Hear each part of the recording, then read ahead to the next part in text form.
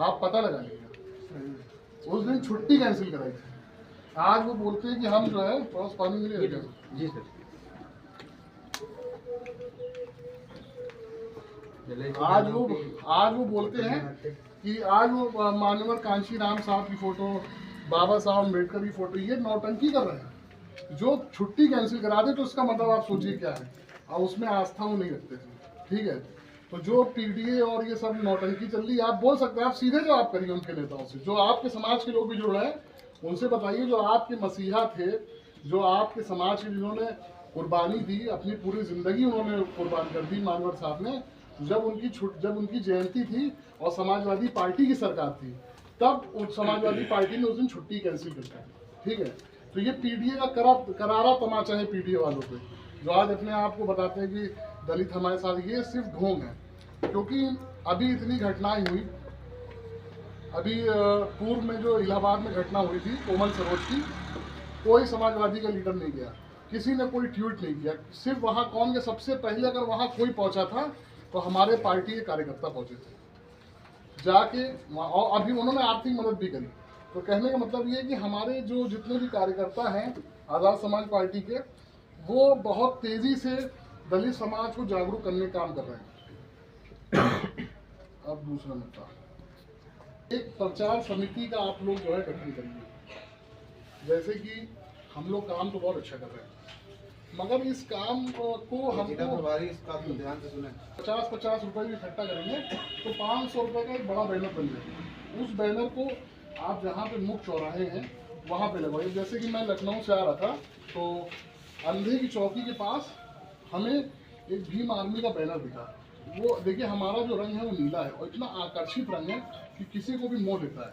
तो नीले रंग का आप फायदा उठाइए, एक बैनर लगवाइए, उसमें सारे महापुरुषों की फोटो, और जैसे भी एक फॉर्मेट ले लिए अध्यक्ष जी से। तो ये सबसे पहले तो एक काम करिए, प्रचार समिति बनाइए। अध्यक्ष जी आप इसको जो है तुरंत लागू कराइए। इस चक्कर में बहुजन समाज नाराज है, ठीक है, क्योंकि वही चीज हो गई ना, पुराना इतिहास फिर से दोहरा दिया गया। खाली उसके ऊपर एक पर्दा डाल दिया है, पीछे कौन बैठे हैं हमको नहीं।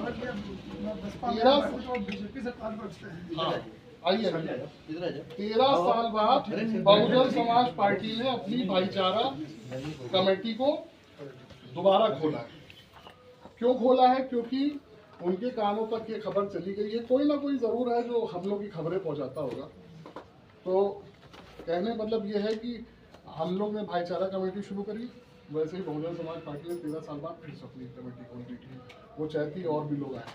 तो आप सोचिए कि हम लोग कितना मतलब सक्षम है। हम लोग को खुद फक्र होना चाहिए। अभी तो हमने कहीं की सत्ता भी नहीं दी गई। हाँ, उसके बाद चुनाव चिन्ह, हमें अपना चुनाव चिन्ह, हमारा चुनाव चिन्ह क्या है? यहाँ पे पीछे चाचा, हाँ आप ही से कह रहे हैं, चुनाव चिन्ह क्या है हमारा? हाँ आप ही से कह रहे हैं, खड़े होइए, कोई बोलेंगे नहीं। चुनाव चिन्ह क्या है हमारा? हमें अपना चुनाव चिन्ह हाथी। लोग हम लोग को देखते हैं तो सोचते हैं बहुजन समाज पार्टी वाले जा रहे हैं। अभी लखनऊ में प्रोग्राम हुआ जिस दिन भीम आर्मी और आज़ाद समाज पार्टी, तो मैं वहीं खड़ा था कोने में, तो 2 लोग मोटरसाइकिल से निकले, कहने बीएसपी फिर से एक्टिव हो गई। अब बताइए सर क्या है? तो हमको तो अपना चुनाव चिन्ह जैसे लोगों की आंखों में बसा देना है, केतली। अब ये कैसे करना है, ये आप ही लोग राय दिए हमको, कि वॉल पेंटिंग पे लगाना है या बैनर पे किस तरीके से उसको आकर्षित बनाना है। देखिए ये सब चीज़ें बहुत ही कह सकते हैं बहुत प्रभाव डालने वाली हैं। अब हाथी तो जो कहता है, हम लोग कोई भी नहीं है तो जगह हाथी वाले जा रहे हैं। बहन जी ने तो पार्क में हाथी लगवा दिए, समझ रहे हैं ना। उसके बाद जब भी समीक्षा होगी, ठीक है, जब भी समीक्षा होगी तो सब यहाँ पर एक अटेंडेंस डायरी हर विधानसभा अध्यक्ष अपनी मेंटेन करना। उस डायरी आक्रमण के बाद में पुर्तगाली आए, अब पुर्तगाली के बाद में डच आए, डच के बाद में मुगल आया, मुगल के बाद में अंग्रेज आए। लेकिन जो ब्रिटिश शासन के लोग आए, अंग्रेज आए, इन्होंने अमृत काल युग लेकर के आए। क्योंकि अगर ब्रिटिश सरकार ना होती तो हमारे बाबा साहब का भी नाम स्कूल में नहीं लिख पाता। तो ये अमृत काल युग है। उसके बाद में बाबा साहब डॉक्टर भीमराव अंबेडकर ने सन 1947 के पहले की, मैं बहुत कम समय में थोड़ा बात करूंगा, ठीक है। सन 1947 के पहले हमारे देश के अंदर कोई वोटों वाला चुनाव नहीं होता था। हमारे देश के अंदर राजतंत्र था और राजतंत्र में ऐसी वोटें पड़ती थी कि एक पहले क्या होता था कि तलवारों की नोकों पर राज जीते जाते थे, कि एक राजा दूसरे राजा की राज पर आक्रमण करता था, उसमें घमासान युद्ध होता था, खून की नदियां बहती थी और लाखों लोग उसमें मारे जाते थे। और तब जो राजा होता था उसका सैनिक मरता था,